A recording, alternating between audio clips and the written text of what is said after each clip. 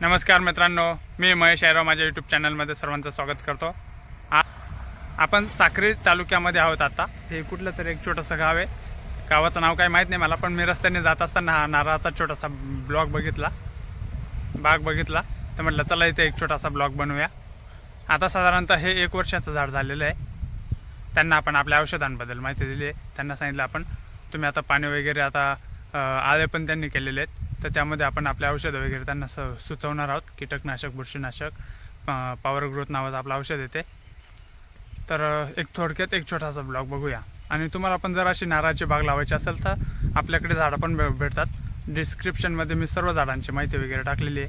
माझा mobile number पण टाकलेला आहे आणि स्क्रीनवर पण तुम्हाला दिसतो माझा नंबर 8390069058।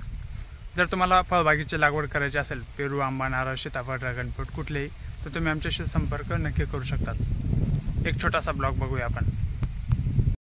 रस्त्याने जात होतो तर रस्त्याने जाता जाता बघितलं हा नारळाचा बाग लावलेला आहे। आणि इकडे जर हे झाडं जर बघितले मित्रांनो, तर हे खूप जुने झाडं आहेत। त्यांनी बांधाला हे 8 ते 10 झाडं लावलेलेच होते आणि ह्या नारळांपासून त्यांना उत्पन्न पण चालू आहे। आता तुम्हाला इथे नारळ पण लागलेले दिसतात, इथं वरती दिसत आहेत, ह्या बाजूला दिसत आहेत। तर अशाच पद्धतीने त्यांनी खाली बाग लावायचा निर्णय घेतला आणि आता इथे 35 ते 40 झाडं ह्या छोट्याशा जागेमध्ये लावून टाकलेत। शेतकरी तसे तिकडं साखरेला राहतात म्हणे, काही जॉब करतात वगैरे, त्यामुळे ते इकडं येत नाही। पण ड्रिप वगैरे करून दिलं मित्रांनो। बघा आपण इथलं अंतर मोजलं, साधारणतः 15 फुटावरती ही गल्ली आहे आणि गल्लीचं अंतर बी आणि 2 झाडांच्या मधलं अंतर पण 15 फुटाचंच घेतलेलं आहे त्यांनी। इथलं एक झाड मेलं म्हणे, बाकीचे झाडं आहेत। आता साधारणतः हे 1 वर्षापेक्षा जास्त वेळ झालेला आहे। नारळाला त्यांनी आता असे गोल आळे करून घेतले आणि पाणी चालू आहे आणि आताच कंपोस्ट खत दिलेलं आहे। तुम्हाला हे काळं खत दिसतच असेल इथं। तर खूप छान पद्धतीचा असा भाग डेव्हलप होत आहे। या झाडांना इथं नारळ लागलेले आहेत। या नारळांपासून ते उत्पन्न चालू आहे। परत इथे आंतरपीक पण ते आता काही इथं वावर तयार करून ठेवलं आहे। गहू टाकायचा विचार चालला त्यांचा, गहू किंवा हरभरा, तर दोघांपैकी कुठलं तरी एक पीक घेणार आहे। इथे आता पाणी चालू आहे, नारळाला पाणी आणि खत पण टाकलेलं आहे। आणि त्यांना सांगितलं की आपण आपले औषधं वापरा, तर आपले औषधं पण ते बूस्टर पण आता देणार आहेत। तुम्हाला पण जर कांद्यासाठी असो, डाळिंबासाठी असो, द्राक्षासाठी असो, द्राक्षाचे पण आपले 1, 2, 3 व्हिडिओ येणार आहेत निफाड तालुक्यातले आपले। आता नेक्स्ट व्हिडिओ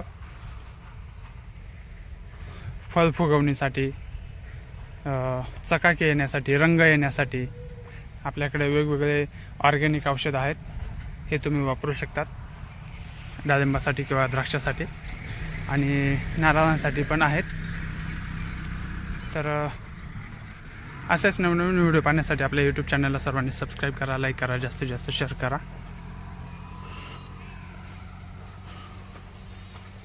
खूप छान असा बाग डेव्हलप होत आहे। मस्त पाणी ड्रिपर फक्त नारळाच्या झाडाजवळच ठेवलेले आहे त्यांनी।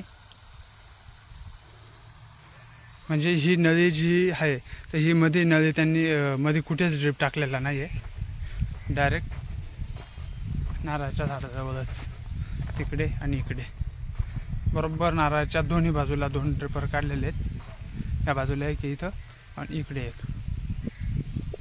तर शेतकऱ्यांनी पण असंच केलं पाहिजे। मधला हा जो पॅसेज आहे, तर इथे पाणी व्यर्थ वाया जात नाही, डायरेक्टली नारळाजवळच पडतं।